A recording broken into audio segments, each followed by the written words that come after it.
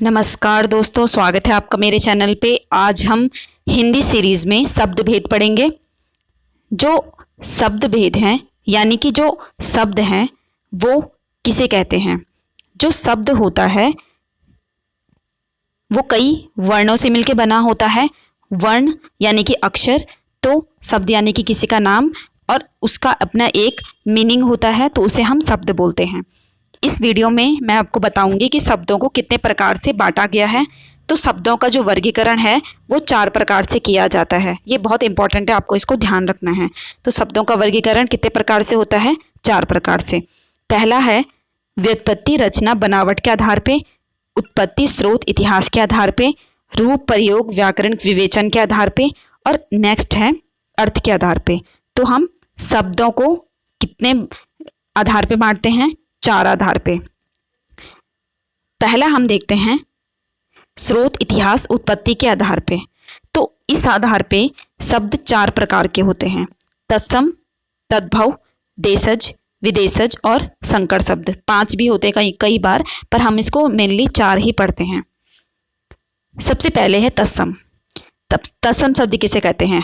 तत् और सम यानी कि उसके समान, यानी कि संस्कृत के समान। तो कुछ नहीं है, इसमें सारे के सारे हमारे संस्कृत शब्द आ जाएंगे, उन्हें हम तत्सम शब्द कहते हैं।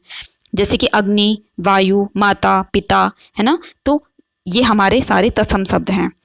इसके बाद तद्भव यानी कि तद्भव यानी कि उससे बना, है ना, उससे उत्पन्न हुआ। तो यानी कि संस्कृत से बने शब्द हमें क्या हो गए? सारे तद्भव शब्द हो गए। जैसे कि हमने पहले बोला अग्नि, तो तद्भव में आग हो जाएगा, है ना। तत्सम में सूर्य, तो तद्भव में सूरज हो जाएगा। जैसे कि हमने बोला माता, है ना, तो तद्भव में माँ हो जाएगा। तो इस तरह से हम तत्सम से ही तद्भव शब्द बनाते हैं। देशज शब्द यानी कि जो देश में जन्मे शब्द हैं। क्या हुआ कि कुछ क्षेत्रीय प्रभाव के कारण ये शब्द बने, मतलब लोगों ने अपनी सहूलियत के हिसाब से इन शब्दों को बनाया, ठीक है। विदेशज जो विदेश से आए हुए शब्द हैं। तो सबसे पहले हम तत्सम शब्दों का कुछ एग्जाम्पल देख लेते हैं। देखिए, तत्सम शब्द हैं जैसे कि अग्नि, वायु, माता, पिता, प्रकाश, पत्र, सूर्य, तो ये सारे के सारे तत्सम हैं। तद्भव हम बोलेंगे जैसे उजला, कपूर, सांझ, हाथ, तो ये सारे के सारे हमारे तद्भव हैं। देशज शब्द यानी कि थैला, पगड़ी, लोटा, टांग, ये सारे देशज शब्द हैं। विदेशज मतलब विदेश से आए हुए शब्द हैं। तो विदेशज शब्द हमारे कई प्रकार के हैं। सबसे पहले अधिक प्रचलित विदेशज शब्द, कम प्रचलित और अत्यंत कम प्रचलित। तो इसके मैं आपको एग्जाम्पल बताऊंगी। सबसे पहले अरबी शब्द। अब देखिए, अरबी शब्द होते हैं जैसे कि आखिर, आदमी, इनाम, इलाज, ईमान, उम्र, एहसान, तो ये सारे के सारे अरबी शब्द होते हैं। फारसी शब्द जैसे कि आतिशबाजी, आफत, आराम, आमदनी, आवारा, आवाज़, तो ये फारसी शब्द होते हैं। अंग्रेजी शब्द जैसे कि अपील, कोर्ट, जज, पुलिस, टैक्स कलेक्टर, तो ये सारे के सारे हमारे अंग्रेजी शब्द होते हैं। अब कम प्रचलित शब्दों में देखिए, कम प्रचलित शब्दों में हमारे जो ये वाले आएंगे ना, ये वाले तुर्की, पश्तो, पुर्तगाली, तो ये थोड़े कम प्रचलित होते हैं। जैसे कि उर्दू, बहादुर, तुर्क, कुर्ता, कैंची, चाकू, काबू, तो ये सारे तुर्की शब्द हैं। पश्तो शब्द यानी कि पठान, गुंडा, तड़ाक, खराटा, तो ये सारे पश्तो हैं। पुर्तगाली जैसे अलमारी, अनानास, स्त्री, इस्पात, कमीज, कमरा, तो ये सारे के सारे हमारे पुर्तगाली शब्द हैं। अब अत्यंत कम प्रचलित वर्ग के जैसे फ्रांसीसी, डच, रूसी, चीनी, जापानी शब्द। फ्रांसीसी जैसे मतलब हमने कहा फ्रांस, है ना, जैसे कि अंग्रेज, और हमने बोला काजू, कारतूस, तो ये सारे फ्रांसीसी शब्द हो गए। डच हो गए जैसे कि बम, है ना, तुरूप, ये सारे के सारे हमारे डच शब्द हैं। रूसी जैसे कि स्पुतनिक, रूबल, ये सारे। चीनी यानी कि चाय, लीची, चीकू, ये सारे हो गए। और जापानी जैसे कि रिक्शा, सायोनारा, ये सारे के सारे हमारे जापानी शब्द हो गए। इसके बाद एक और है संकर शब्द। देखिए, संकर शब्द का मतलब होता है, एग्जाम्पल समझ लीजिए, जैसे कि मैंने बोला रेलगाड़ी, तो क्या होता है कि जब रेल है अंग्रेजी का शब्द और गाड़ी है हमारा हिंदी का शब्द, तो जब दो विभिन्न स्रोतों से आए हुए शब्द होते हैं उन्हें हम संकर शब्द बोलते हैं। बस, इससे ज़्यादा आपको कुछ नहीं समझना है। तो स्रोत उत्पत्ति के आधार पे हमारे शब्द कितने 5 प्रकार के भी हैं और 4 प्रकार के भी हैं, वो आपको अच्छे से ध्यान रखना है। इसके बाद हम आएंगे रचना बनावट उत्पत्ति के आधार पे रूढ़, यौगिक और योग रूढ़ शब्द। रचना बनावट उत्पत्ति के आधार पे हमारे 3 हैं, ध्यान रखना आपने।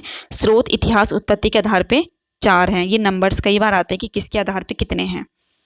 तो रचना बनावट उत्पत्ति के आधार पे हमारे 3 हैं। रूढ़, रूढ़ एग्जाम्पल समझ लीजिए, जैसे कि चावल है ना, तो जब हम उसको अलग अलग करते हैं ना, उसका अपना कोई मीनिंग नहीं होता है। जैसे चा व ल है ना, कुछ उसका मीनिंग नहीं है, तो इन्हें हम रूढ़ शब्द बोलते हैं। क्लियर? रूढ़ शब्द मतलब ये होता है कि ये 2 या 2 से अधिक शब्दों से मिलके बना होता है। सॉरी, ये मतलब ये ऐसे मतलब शब्दों से मिलके बना होता है जब उसका कोई सार्थक खंड ना हो सके। क्लियर? उन्हें हम रूढ़ शब्द बोलते हैं।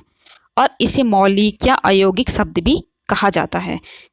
जैसे कि मैंने चावल का एग्जाम्पल आपको दिया है ना, इसके अलावा दिन, घर, घोड़ा, तो ये सारे के सारे रूढ़ शब्द हैं। अब यौगिक, यौगिक होता है ये 2 या 2 से अधिक शब्दों से मिलके बना होता है ना। जैसे मैं एग्जाम्पल आपको दूंगी राजपुत्र, तो राज और पुत्र, तो ये हमारे हो गए यौगिक शब्द, मतलब 2 शब्दों से मिलके बना है। और जो रूढ़ है ना, ये क्या होते हैं कि मतलब ऐसे शब्दों से मिलके बना होता है जिसका अपना एक सार्थक खंड नहीं होता। अब योग रूढ़ क्या होता है कि ऐसे शब्द होते हैं कि इनका ना जो अर्थ होता है ना, वो विशेष अर्थ हो जाता है।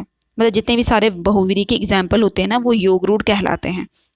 जितने भी मतलब भगवान के नाम होते हैं है ना, ये सारे के सारे योग रूढ़ शब्द होते हैं, ध्यान रखना आप लोग। नेक्स्ट है रूप प्रयोग के आधार पर। तो रूप प्रयोग के आधार पे विकारी और अविकारी शब्द। देखिए क्या होता है, पहले आप यहाँ तक आपको क्लियर है। स्रोत इतिहास उत्पत्ति के आधार पे कितने हैं हमारे 4 शब्द हैं, है ना, ध्यान रहेगा। नेक्स्ट है रचना बनावट व्युत्पत्ति के आधार पे 3 हैं। रूप प्रयोग के आधार पे 2 हैं। और नेक्स्ट है अर्थ के आधार पे, अर्थ के आधार पे हमारे 4 हैं। ये आपको नंबर्स अच्छे से याद रखना है। तो देखिए रूप प्रयोग के आधार पे विकारी और अविकारी शब्द। कई बार क्वेश्चन आ जाता है कि विकारी शब्द किसे कहते हैं, डेफिनेशन आ जाती है, डेफिनेशन पूछ लेते हैं। तो विकारी शब्द देखिए संज्ञा, सर्वनाम, विशेषण और क्रिया, ये कहते हैं विकारी शब्द। और अविकारी मतलब अव्यय है ना, जो जिनका व्यय नहीं होता, जो खर्च नहीं होते हैं, जो मतलब किसी भी जिनका किसी भी मतलब किसी भी वस्तु या फिर लिंग या फिर किसी भी आधार पे उन पे कोई असर नहीं होता, वो ज्यों के त्यों बने रहते हैं, वो अविकारी शब्द होते हैं। अब सबसे पहले हम विकारी शब्द को देख लेते हैं। विकारी शब्द वे शब्द होते हैं जिन पे क्या होता है कि जब लिंग, वचन, कारक के आधार पे ना मूल शब्द का रूपांतरण हो जाता है, मतलब चेंज हो जाता है शब्द, उसे हम विकारी शब्द बोलते हैं। जैसे एग्जाम्पल मैं आपको बताती हूँ हम, क्योंकि इसमें क्या होता है कि संज्ञा में भी संज्ञा का भी शब्द हम ले सकते हैं, सर्वनाम का शब्द भी ले सकते हैं, विशेषण भी ले सकते हैं, क्रिया भी ले सकते हैं। मैं बताती हूँ आपको। सबसे पहले जैसे हमने संज्ञा का एग्जाम्पल लिया है ना, तो हमने बोला लड़का पढ़ रहा है। तो अगर हमने बोला कि लड़की की बात होगी तो हम क्या बोलेंगे, लड़की पढ़ रही है। तो यहाँ पे चेंज हो गया है ना, लिंग परिवर्तन हो गया। अब क्या होगा कि जब हम सर्वनाम की बात करेंगे तो वहाँ पढ़ रहा है ना, वहाँ पढ़ रही है, तो तभी भी चेंज हो रहा है। क्यों? क्योंकि हमने यहाँ पे सारे के सारे विकारी शब्द लिए हैं। अब देखिए अविकारी शब्द क्या होंगे, अविकारी शब्द कभी भी चेंज नहीं होंगे। जिन शब्दों का प्रयोग मूल रूप में होता है और वे लिंग, वचन, कारक के आधार पे उनमें कोई भी चेंज नहीं होता है, उन्हें हम अविकारी शब्द बोलते हैं। जैसे कि आज, और है ना, मैं, नम्मे, तो ये सारे के सारे मतलब इनमें आप किसी का भी यूज़ कर लीजिए, आज, कल, प्रतिदिन, तो इसमें किसी वस्तु के बारे में, किसी इंसान के बारे में, किसी पशु के बारे में, किसी की भी बात कर लीजिए, ये कभी चेंज नहीं होंगे। क्लियर? तो अविकारी शब्द वे शब्द होते हैं, ये इसमें इसके भेद होते हैं। जैसे क्रिया, विशेषण, अवयव, संबंध बोधक, समुच्चय बोधक, विस्मयादि बोधक। क्रिया विशेषण में मतलब क्या होता है कि उसकी क्रिया की विशेषता बताते हैं, है ना, मतलब उसका रिलेशन बताते हैं क्रिया से। संबंध बोधक में मतलब उसमें स्थिति बताते हैं कि में से, पर के, ऊपर के, है ना, पीछे, आगे, तो ऐसे बताते हैं। समुच्चय बोधक में मतलब चीज़ों को कंबाइन करते हैं, जोड़ते हैं, जैसे परंतु, इसलिए, यदि, क्योंकि। और विस्मयादि बोधक में हमारे सारे मतलब ये जैसे कि हाय या ओ, राम राम, तो ये सारे विस्मयादि बोधक में आ जाते हैं। इसके बाद आते हैं हमारे अर्थ के आधार पे। अब देखिए, अर्थ के आधार पे हमारे एकार्थी शब्द।